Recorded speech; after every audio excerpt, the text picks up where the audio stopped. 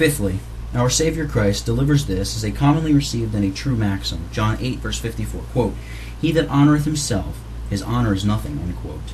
The Jews had objected that he had only made himself Messiah, verse 53, to whom he answers, by way of concession, if it were so indeed, then his claims were void. If I honor myself, my honor is nothing. And then claims an undubitable title to his dignity. It is my Father that honoreth me. Here is a twofold honor distinguished, the one real and the other supposititious and null, the one renounced, the other owned by Christ, self-honor, and honor which is from God. Hence I argue, a self-created dignity is not to be owned. The authority of tyrants and usurpers is a self-created dignity, ergo, this was confirmed above. Thirdly, I shall offer some other considerations confirming this truth from those scriptures which I class among precepts, and these I find of diverse sorts touching this subject. Number 1, I showed before that the greatest of men, even kings, are not exempted from punishment if guilty of capital crimes, for where the law distinguisheth not, we ought not to distinguish. There is one special and very peremptory law, given before the law for regulating kings, which, by that posterior law, was neither abrogated nor limited even to kings, Deuteronomy 13, verses 6 through 9. If thy brother, the king must be thy brother, Deuteronomy 17, verse 15, entice thee secretly, saying, Let us go and serve other gods, thou shalt not consent unto him, nor hearken unto him, neither shalt thine eye pity him. How famous Mr. Knox improved this argument is showed in the third period. That which I take notice of here is only that kings are not excepted from this law, but if they be open enticers to idolatry, by force or fraud, persecution or toleration, as this idolater now reigning is palpably doing, they are obnoxious to a legal animadversion. As it cannot be supposed that secret enticers should be liable to punishment, and not open avouchers of a desire and design to pervert all the nation to idolatry, that a private perverter of one man, though never so nearly and dearly related, should be pursued and brought to condign punishment, and a public subverter of whole nations, and introducer of a false and blasphemous idolatrous religion, should escape scot-free. Let the punishment inflicted be in a judicial way, and of what measures it pleases the judge to determine. I shall not controvert here. Only I plead that idolatrous tyrants are not excepted from this law, and I infer that if they ought to be punished, they ought to be deposed, and if they ought to be deposed, they cannot be owned, when undeniably guilty of this capital crime, as was argued above. To this I may add, that part of that prophetical king's testament, who, being about to leave the world under some challenges of maladministration in his own government, for which he took himself to the well-ordered everlasting covenant for pardon and encouragement, after he had shown what rulers should be, he threatens by antithesis tyrannical pretenders in these severe words, which do also imply a precept and a direction how to deal with them. 2 Samuel 23, verses 6 and 7. Quote, But they of Belial shall be all of them as thorns thrust away, because they cannot be taken with hands. But the man that shall touch them must be fenced with iron, and the staff of the spear, and they shall be utterly burnt with fire in the same place. Unquote. Let these words be understood as a threatening against all the wicked in general, who are to be quenched as the fire of thorns, or particularly of the promoters of Antichrist's kingdom in opposition to Christ's, as some interpreters judge. It will not weaken but confirm my argument, if kings who are ringleaders of that gang be not accepted. I know some do understand this of rebels against righteous rulers, which though indeed it be a truth, that they that are such should be so served, and roughly handled with iron and the staff of a spear, yet it is not so consonant to the scope and connection of this place, showing the characters of righteous rulers and of usurping tyrants, making an opposition between rulers that are just, ruling in the fear of God, and those that are rulers of Belial, promising blessing upon the government of the one, and contempt and rejection to the other, and showing how both should be carried towards. Neither does it agree with the words themselves, where the supplement in our translation is redundant, for it is not in the Hebrew. The sons of Belial, only they of Belial, clearly relative to the rulers of whom he was speaking before. And indeed the word Belial, in its etymology, is not more applicable to any than to Tyros, for it comes from Beli, not, and how, above, because they will have none above them. or from belai, not, and haul, a yoke, because they cannot suffer a yoke, and cast away the yoke of laws and the yoke of Christ, saying, let us burst his bands, etc. Nor is it always agreeable to truth to understand it only of rebels against righteous rulers, that they can never be taken with hands. For as very rarely righteous rulers have any rebels to be the objects of their rigor and rage, so when there are any discreet and wise rulers, will find many ways to take and touch them, and quash or quiet them. But it is always true of tyrants, for they can never be taken with hands, neither in a friendly manner, taken by the hand, and transacted within any bargain as other men, for they that would do so will find them like pricking and jagging briars, which a man cannot handle without hurt to himself. Nor can they be any other way repressed, or restrained, or touched, but by hands fenced with iron, that is, with the sword of necessity, or axe of justice. And this is insinuated as duty, so to endeavor to extirpate and eradicate such thorns as pester the commonwealth. But if it cannot be done, it must be duty and wisdom both not to meddle with them, nor own them, no more than Jotham, who would not subject himself, nor come under the shadow of the bastard bramble. I confess it is commonly taken as a threatening of the Lord's judgment against these sons of Belial, and so it is. But it teacheth also that men are called to, when they have to do with such, to wit, to take the same course with them, as they would to clear the ground of thorns and briars. And that it is restricted to the Lord's immediate way of taking them off is not credible. For it can have no tolerable sense to say they shall be thrust away, because they cannot be taken with the Lord's hands. Neither is there need that he should be fenced with iron, etc.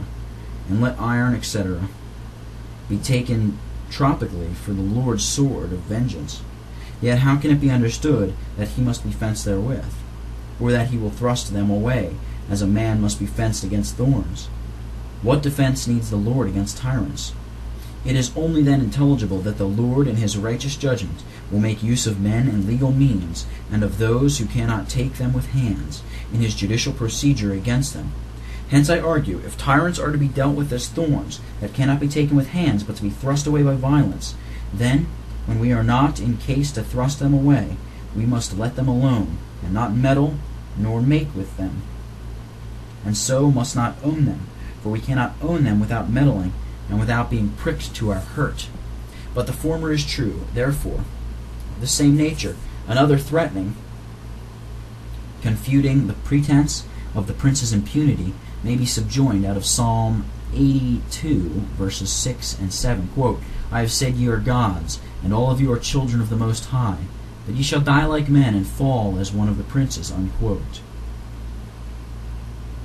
From which words the learned author of the History of the Douglases, Mr. David Hume of Godscraft, in his discourse upon Mr. Craig's sermon upon the words, both doth strongly disprove that the scope is to beat off all kings, princes, and rulers from the conceit of impunity for their tyrannical dominations, that they must not think to domineer and do what they list and overturn the foundations or fundamental laws of kingdoms, because they are gods, as if they were thereby uncontrollable, and above all law and punishment. No, they must know that if they be guilty of the same transgressions of the law as other capital offenders, they shall die like other men, and fall as princes who have been formerly punished.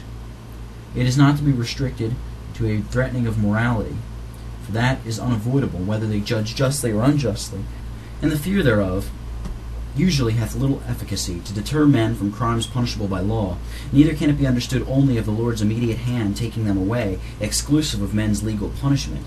For expressly they are threatened to die like common men, and to be liable to the like punishment with them. Now, common men are not only liable to the Lord's immediate judgment, but also to men's punishment. Hence, if tyrants and overturners of the foundations of the earth must be punished as other men, then, when they are such, they cannot be looked upon as righteous rulers, for righteous rulers must not be punished. But the former is true. Therefore, according to these scriptures, which either express or imply a precept to have no respect to princes in judgment, when turning criminals, we find examples of the people's punishing Amaziah, etc., which is recorded without a challenge, and likewise Athaliah. Secondly, there is a precept given to an humbled people that have groaned long under the yoke of tyranny and oppression, enjoining them as a proof of their sincerity and humiliation to bestir themselves in shaking off those evils they had procured by their sin. Isaiah 58 verse 6. Quote, "Is not this the fast that I have chosen, to loose the bands of wickedness, to undo the heavy burdens, and to let the oppressed go free, and that ye break every yoke," unquote, which are all good works of justice and mercy, and more acceptable to God than high-flown pretenses of humiliation under a stupid submission and hanging down the head as bulrush. We see it, then, a duty to relieve the oppressed and to repress tyranny and break its yoke. If it be objected, first, that these are spiritual bonds and yokes that are here commanded to be loosed and broken, or if any external be meant, they are only the yokes of their exactions and usuries. For answer I grant that it is the great duty of a people humbling themselves before the Lord, quote, to break off their sins by righteousness, and their iniquity by showing mercy to the poor, unquote, Daniel 4 verse 27.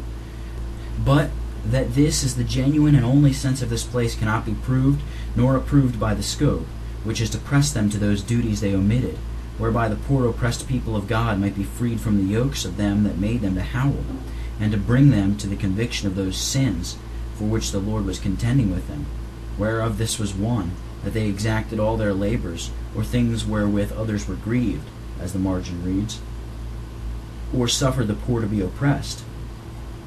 Secondly, if it be alleged that this is the duty proper to rulers to relieve the oppressed, etc., I answer, it is so, but not peculiar to them. Yet most commonly they are the oppressors themselves, and cast out the poor, which others must take into their houses.